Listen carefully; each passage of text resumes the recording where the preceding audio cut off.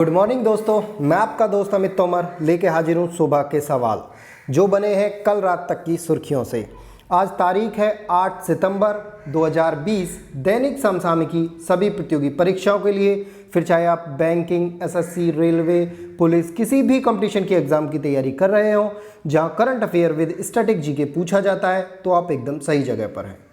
दोस्तों, आज का सेशन स्टार्ट करने से पहले लेते हैं कल के सेशन का अभ्यास प्रश्न। कल के सेशन का अभ्यास प्रश्न था, किस शहर ने सफाई के लिए ड्रोन तैनात किए हैं? तो दोस्तों, ड्रोन तैनात किए हैं इंदौर ने। इंदौर जो शहर है वहाँ सफाई के लिए ड्रोन तैनात किए गए हैं। ठीक है दोस्तों, ऑप्शन डी आपका राइट आंसर था वहाँ पे। चलिए बढ़ते हैं आज के सेशन की तरफ और लेते हैं आज के सेशन का पहला सवाल। क्या कुछ है खास आज के सेशन में, आइए जानते हैं। पहला सवाल, Bajaj Allianz life insurance company ने किस अभिनेता को अपना नया ब्रांड एम्बेसडर बनाया है? तो दोस्तों, बजाज ने बनाया है अपना नया ब्रांड एम्बेसडर आयुष्मान खुराना को। ऑप्शन नंबर सी आपका राइट आंसर होगा। क्या है पूरा मामला, आइए जानते हैं विस्तार से।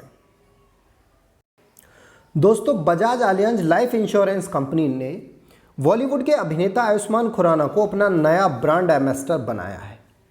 Bajaj Allianz life insurance company ने अपनी डिजिटल सेवाओं के प्रचार प्रसार के लिए आयुष्मान को अपना नया ब्रांड एम्बेसडर बनाया है।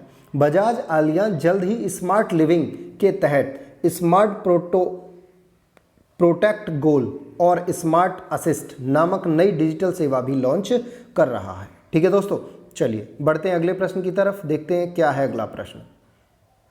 दोस्तों, ये प्रश्न आपका परीक्षा की दृष्टि से बहुत ही महत्वपूर्ण प्रश्न है।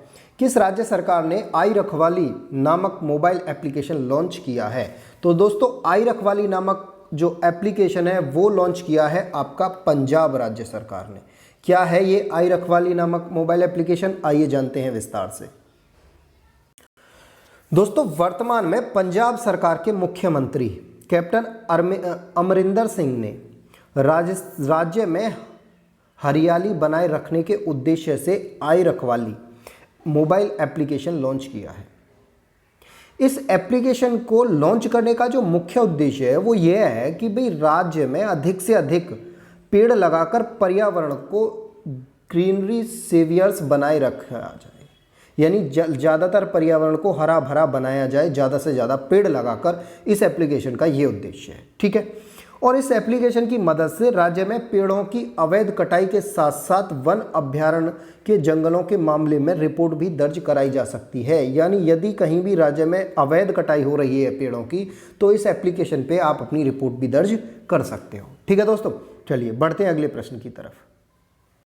दोस्तों, अगला इंपॉर्टेंट प्रश्न है आपका, एक भारत श्रेष्ठ भारत पहल के तहत मणिपुर और नागालैंड के साथ किस राज्य को जोड़ा गया है? तो दोस्तों, मणिपुर और नागालैंड के साथ जो राज्य जोड़ा गया है वो है मध्य प्रदेश राज्य को जोड़ा गया है। किसके साथ?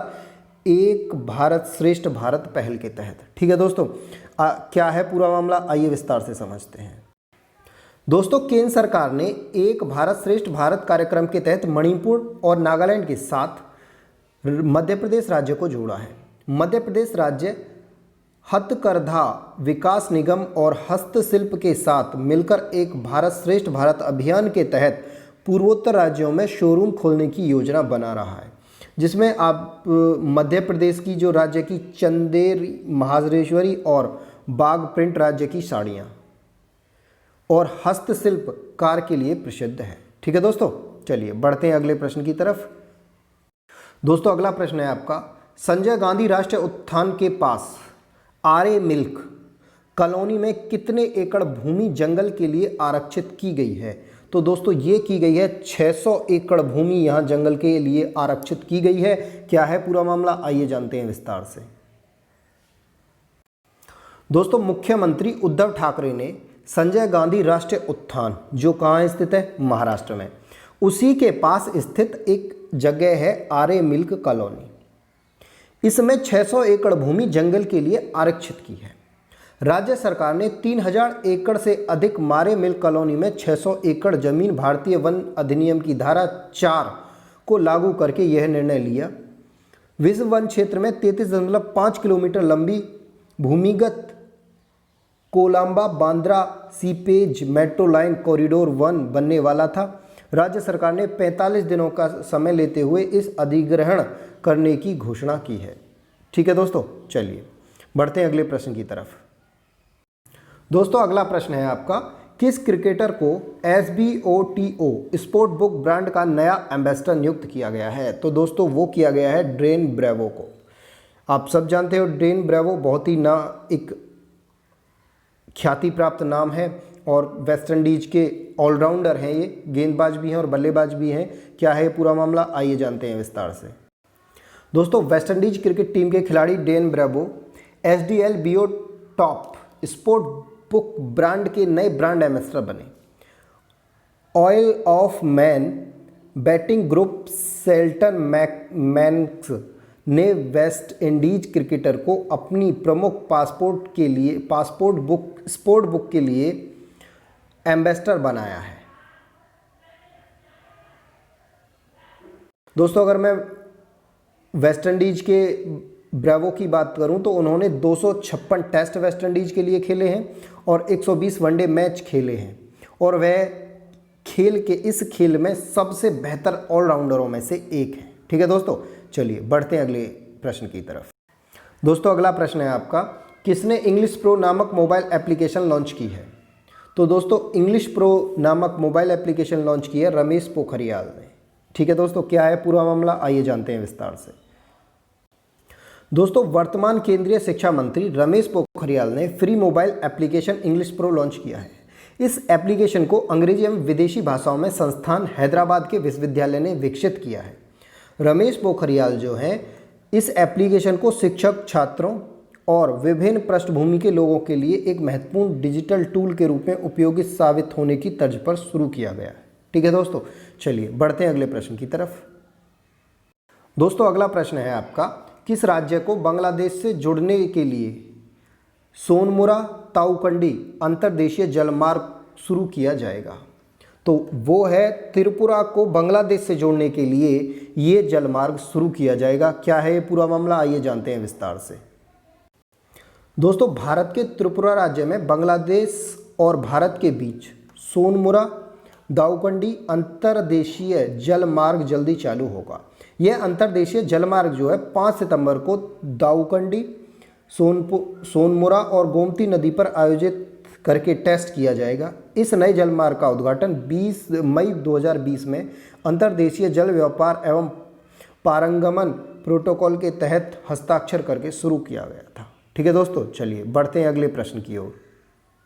दोस्तों अगला प्रश्न है, दुनिया की सौर फर्म के रूप में किस भारतीय कंपनी ने शीर्ष स्थान हासिल किया है? तो दोस्तों वो हासिल किया है अदानी ग्रीन ने ये शीर्ष स्थान हासिल किया है। क्या है पूरा मामला, आइए जानते हैं विस्तार से। दोस्तों भारतीय ऊर्जा कंपनी अदानी ग्रीन 2.3 गीगावाट परिचालन परियोजना के तहत दुनिया की नंबर 1 सौर ऊर्जा कंपनी बनी है। अदानी ग्रीन ने वर्ष 2025 तक 25 गीगावाट की कुल संयुक्त सौर क्षमता हासिल करने का लक्ष्य रखा है। अदानी ग्रीन का मुख्यालय कहाँ है? अहमदाबाद में है। अदानी ग्रीन की स्थापना कब की गई? 2015 में की गई। अदानी ग्रीन के संस्थापक कौन है? गौतम अडानी है।